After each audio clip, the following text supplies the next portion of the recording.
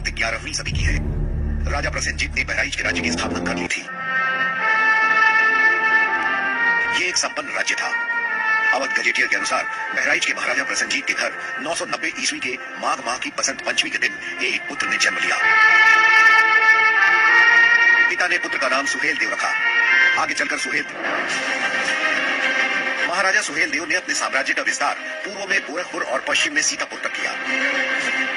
महाराजा सुहेल देव का वर्णन फारसी में लिखे ऐतिहासिक उपन्यास मीराते मसूदी में भी विस्तार से मिलता है। उनकी वीरता से प्रभावित होकर गोंडा, लखनऊ, बाराबंकी, फैजाबाद, उन्नाव, गोला और लखीमपुर के राजाओं ने उन्हें अपना महाराजा घोषित कर दिया। हिंदू गौरव की रक्षा के लिए महाराजा सुहेल देव पासी के नेतृत्व में कई युद्ध भी लड़े गए।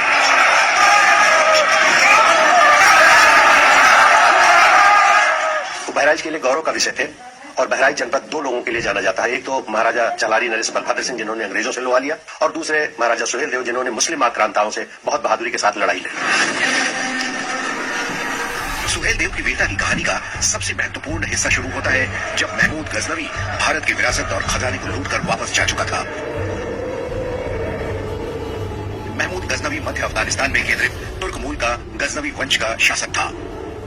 महमूद गजनवी को हम एक ऐसे आतंकित करने वाले और दुर्दांत राजा के रूप में जान सकते हैं जिसने भारत के ऊपर 17 बार आक्रमण किया और भारत की सारी मंदिरों की संपत्तियों को लूटने और हड़पने का प्रयास किया। इन आक्रमण से उसका उद्देश्य एक इस्लामिक राज्य की स्थापना करना ही नहीं था, बल्कि भारत के मंदिरों को तहस नहस करते हुए उनकी सकूत संपत्तियों को लूटने का भी इरादा रखता था।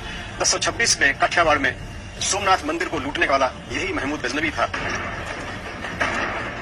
महमूद गजनवी की मृत्यु के बाद उसके भतीजे सैयद सालार मसूद ने भी अपने चाचा की तरह गाजी कहलाने के लिए भारत पर हमला बोला। सैयद सालार मसूद की सेना ने दिल्ली पर आक्रमण किया।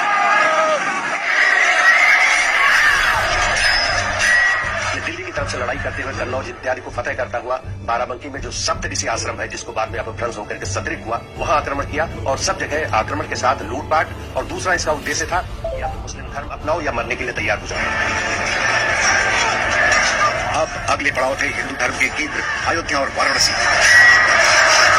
सालार मसूद की विशाल सेना ने क्रूरता और कत्लेआम कर दहशत फैला रखी थी और इसी वजह से मेरठ, बुलंदशहर, बदायूं, कन्नौज के राजाओं ने लड़ने के बजाय सैयद मसूद के साथ संधि कर ली। कई राजाओं ने इस्लाम तक कबूल कर लिया था। एक राजा टिपराहा, उनका जंग बहादुर सिंह थे, जिन्होंने बाद में अपना नाम बदल करके ठाकुर मोहम्मद अली रख लिया। नानपारा के राजा, जिन्होंने अपना नाम परिवर्तित करके सादात अली रख लिया। तो ये गद्दार मानसिकता के राजा थे जो कन्वर्ट हो गए थे, अपने राज्य को बचाए रखने के लिए उनकी शरण में चले।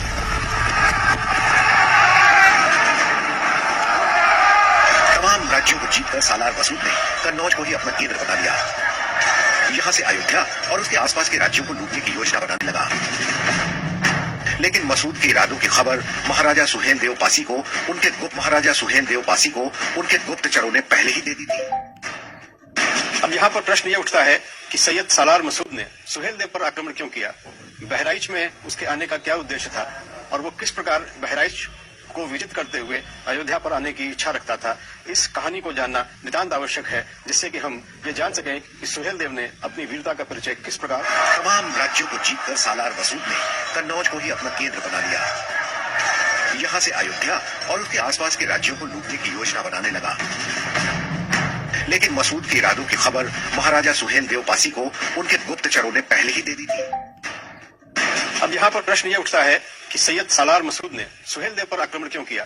बहराइच में उसके आने का क्या उद्देश्य था और वो किस प्रकार बहराइच को विजित करते हुए अयोध्या पर आने की इच्छा रखता था? इस कहानी को जानना नितांत आवश्यक है, जिससे कि हम ये जान सकें कि सुहेल देव ने अपनी वीरता का परिचय किस प्रकार और क्यों दिया। दूसरी तरफ आने वाले खतरे से सुहेल देव सतर्क थे। अपने गुप्तचरों से निरंतर मसूद की योजना की खबर भी ले रहे थे। मसूद के आक्रमण का कड़ा जवाब देने के लिए आसपास के सभी राजाओं के पास महाराजा सुहेल देव ने संदेश भिजवा दिया था कि मसूद की 1.5 लाख से ज्यादा की विशाल सेना का सामना लामबंद होकर ही किया जा सकता है। राजा सुहेल देव ने अपने साथियों के साथ एक ऐसे महायुद्ध की तैयारी की थी जिसे इतिहास जानने वाला था। लेकिन युद्ध के कुछ नियम होते हैं जिनका पालन सुहेल देव ने किया, लेकिन आक्रमणकारी सालार मसूद ने उसका पालन न करते हुए आधी रात को आक्रमण किया, जिसका अभ्यास इन राजाओं को नहीं था।